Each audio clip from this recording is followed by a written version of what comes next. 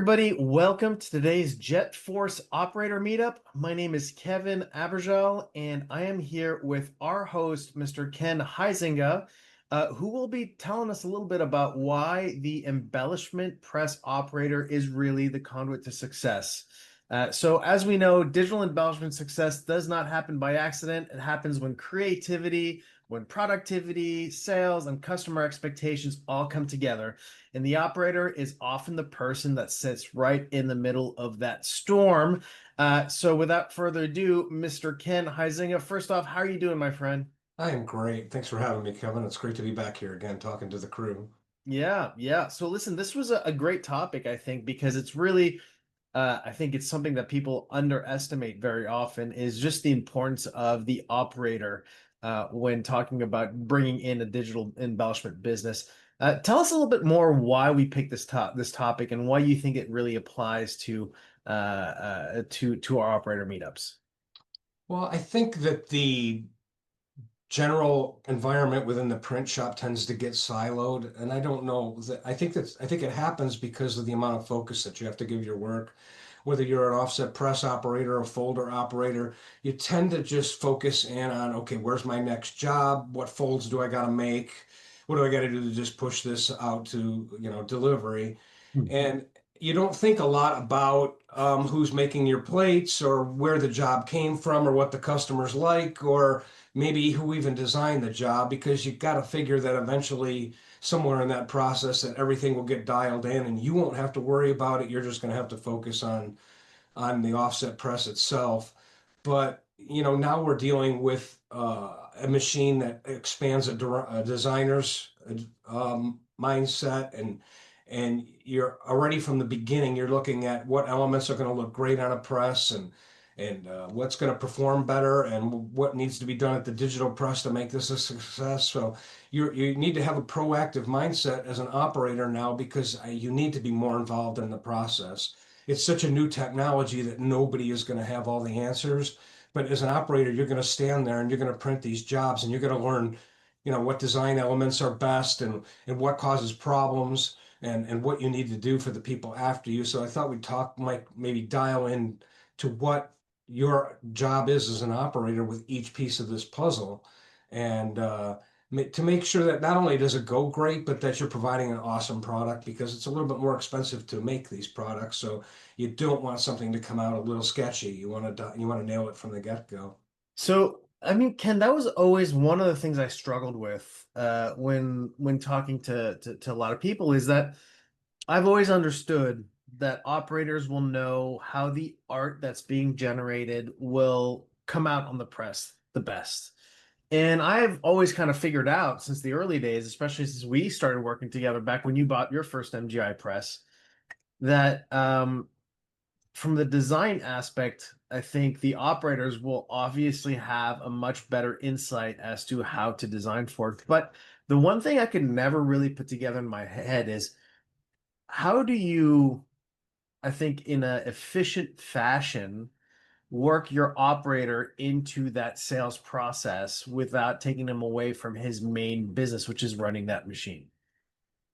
Well, I think we learned a lot about this in our boot camps, right? We not only present material, but we tend to they become a part of us because we're giving the information. So in the boot camps, we explain that the highest level of success comes from a team, from ownership, all the way through production that take an ownership in that press. Yeah. So what we want to do early is we want to bring the team together. We want a representative from sales. We want the owner in an operator education, right? We want the entire team to be part of these decisions for at least that first 6 months so that they learn. Well, let me give you an example, right? In sales, a salesman's going to go out and say, hey, we have this awesome new tool. It can create beautiful work. We can add foil. We can add varnish elements. We can do this wonderful looking product. But they want to please their customer, so they're going to say yes to everything. Well, what happens when you say yes to everything is you end up using an MGI machine as a flood coater. That is not what this is for. This is not, it's not what the machine does well. that you're already training as an operator to tell the salesperson, hey, look at the important parts of your message, look at the details that might show up good. And you as an operator, you're going to know that, right? You're going to look at things on the press and you're going to go, oh, that diagonal line looks terrible, or that font's too small, or we can't have that much foil. It's just distracting. You'll never get to the message. So for you to have that relationship immediately with sales, which you normally don't do in a print shop, Right. it can already start educating the sales staff, because really, who's going to do that? You're going to end up bringing things in and then having them go between the customer and sales over and over again to tell them no, yes, no, yes. Instead, right from the beginning, learn if they know what I just said about how a successful embellishment job is created, they're Yeah. immediately going out to their customer. They're looking like they're well educated and they know what's going to be successful. So to think that an operator and sales are going to work as a team, um, it, it it's unusual in the printing industry. Same thing with design, right? Your designers involved. The customer will say, "I have a perfect job, but I don't know what elements I want to add. I just know I want it to look awesome, like this particular product or this particular product." So if you're working with design and you're sitting down together saying, well, the designer goes, "Well, I think this and this would look good," and you know that one particular thing isn't going to look great. That's the point already in the design, that you're helping mold the perfect looking piece. So never before has an operator been involved in job intake. And we could talk obviously for hours about, what then is the relationship like with estimating. But That was pretty. this is just what's so different about the ecosystem that's around the operator. Now you are so involved, and I got to be honest with you, it's fun. Yeah. And to think that you never wanted, as an offset press operator, you didn't want to even be anywhere near the sales team. You just wanted them to take the job in. I don't want to deal with that. I got enough to worry about. I got a 6-color press with Yeah. sheets flying through at 15,000 sheets an hour. You have your own orbit. But now, in order to be a success, the whole team needs to be involved, and you as the operator, you are the center of it.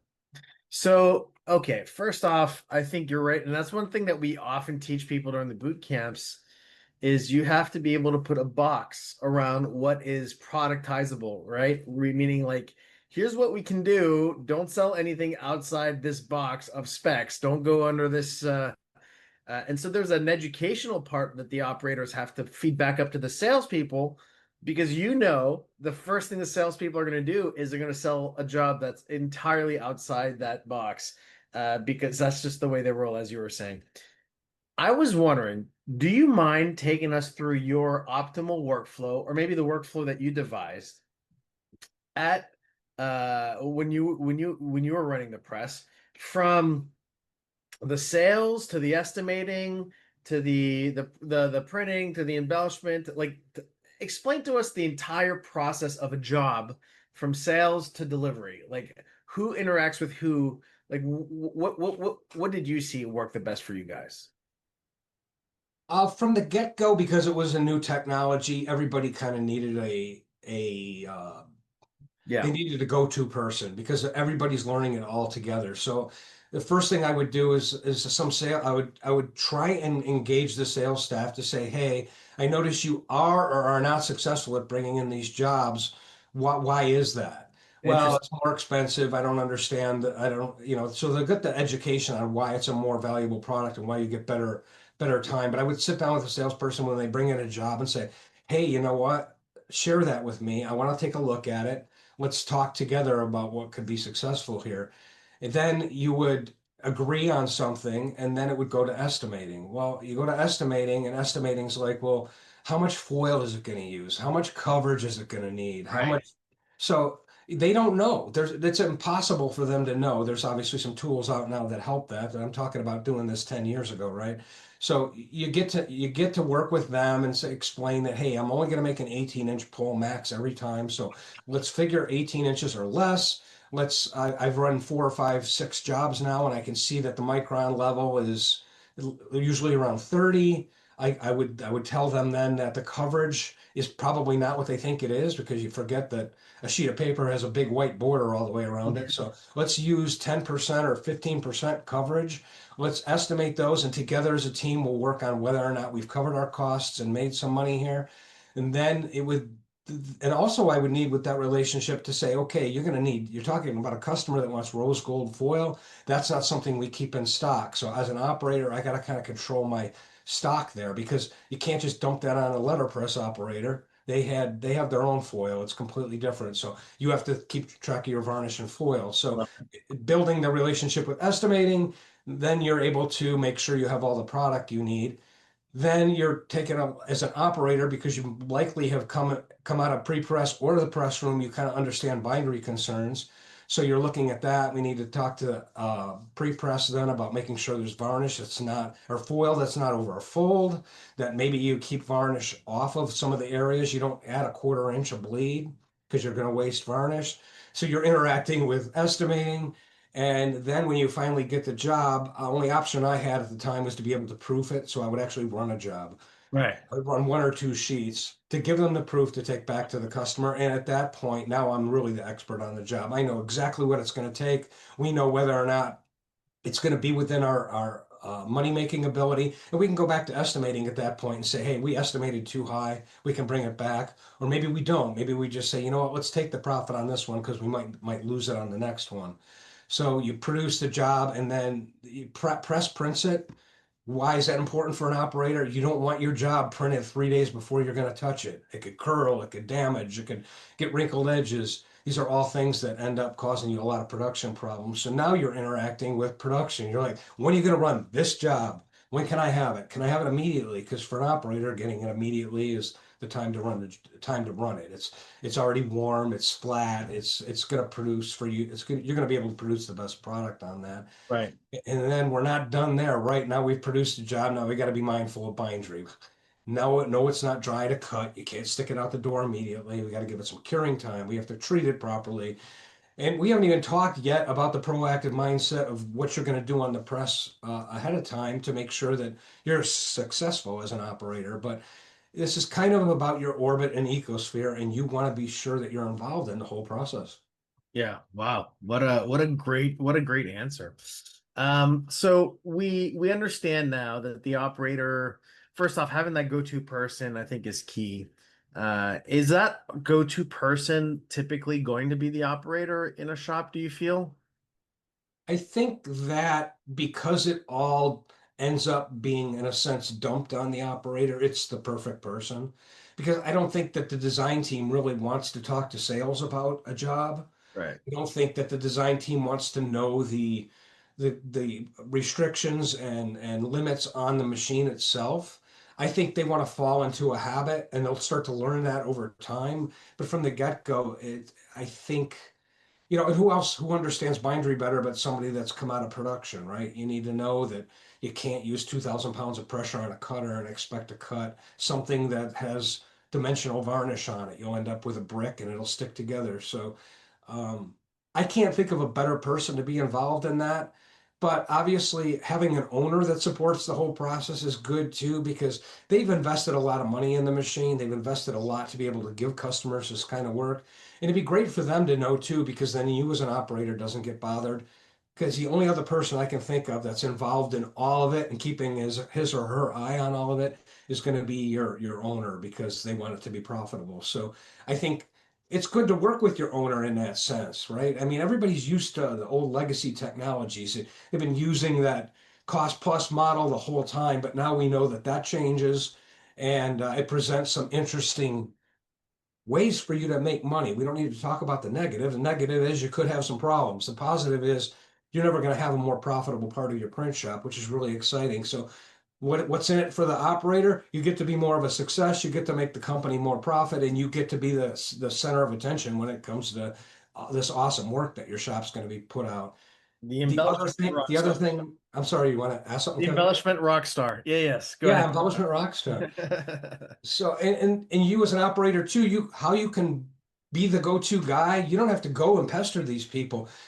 Run a few samples at every job that you do, because there's nothing that helps a salesperson more than being able to go out with samples. So now they're coming back to you going, "Where are you hiding your samples?" Well, as an operator, I'm not telling you that, Right. but I'd be happy to give them to you if you promise to bring them back, and it will make them a success. It'll make them more money and they'll want to come to you because you're going to provide to them easy tools to make selling a job much easier. So you were GM at a really, I mean, a relatively large print shop. If you had to talk to any other print shop owners who are maybe just getting into embellishments for the first time, and you're talking about the importance of the operator, is there any words of advice that you can give the owners, not the operators this time, about the importance of their operator and how to pick the right one to be successful with this thing? Well, you're definitely not looking for a person that wants to get in and out of a print shop and doesn't really focus on anybody else, right? I think if you've got a person within your print shop that is concerned, asks concerning questions, is interested in the relative success of the business, and asks a lot of questions. And we've talked about this before. This could be somebody that QCs your work that goes out the back door and has never touched a machine. This could be somebody that gets a job and says, hey, I love this job, but if we did this or that to it, it would be probably awesome. This is the perfect job to try that on. Or somebody that's a feeder on a conventional press, but they're always inquisitive. They're always asking questions. They're always like, is this good enough? Can we do better? Can we make it more? Can we make it more streamlined? Can I do this so it helps the folder operator? Pay real careful attention to that person because it doesn't really matter where in the shop they come from. I feel like they could be made a great operator. And you can already see then that that person is engaging with the departments outside its normal orbit and will bring the most to the table because a successful operator can be made anywhere in a shop. We've heard some crazy stories. Kevin, I know you've heard some interesting. Who have you heard has been an interesting person that you've actually been a best operator in a shop? Yeah, packing, shipping, Okay. receiving, where we had somebody, one of the best operators who were out there, was in the packing receiving and just showed a tremendous amount of just interest, and just kept pestering, saying, "Hey, this is really cool. I want to get into it. I want to get into it." Operator, give him a shot. Person became obsessed with their machine. It's their machine now, and they basically are up and running. But coming from the packing side, not graphics, not pre-press, not traditional, operation, I thought that was a really unique one. But it goes to show that, as with probably most things, you always want to hire attitude first, right? Because you can fix everything else. You could teach everything else. I don't know. I'm thinking you can't really teach attitude, right? That's something that your parents have to teach you growing up. No, you couldn't have said it any better. It's all about that proactive. And then you say packing, but the word packing to me comes into QC, right? They're going to constantly be You're checking right. quality as they put things in a box. So you already know that this person has got an eye on what looks good. And if you can expand that out to what could make it look better, then you're Right. talking about the perfect operator right there. That's right. That's right. Well, Ken, thanks for a phenomenal eye-opening discussion on how important the operator is to the entire chain, and to the entire ecosystem of production. We really appreciate your experience and your time, and we look forward to next month's operator meetup, where we're going to be spending some time together. We will be announcing the topic of that towards the beginning of the month. Any last words of advice to any operators out there this time, Ken, from your standpoint? No, I hope you sense the excitement level that I have when I could be an operator. Obviously, I had to wear a lot of hats within my organization, but being an operator and creating awesome work just ended up being so much more fulfilling for me. Legacy print can get a little boring, it can get a little tedious, but now when you're creating little pieces of art every time, it really is fun. So I would encourage you to embrace it, to constantly up the ante to see what you could create next and to be proud of what you do because I think you're part of the most exciting part of the print space right now that there is, and I hope you embrace it and you make it a success for your company. I love it. Thanks again, Ken. Always a pleasure talking with you, and we will see you soon on the next operator meetup. Great, thanks, Kevin. Thanks for having me. See you, Ben. JETforce, turning up loud.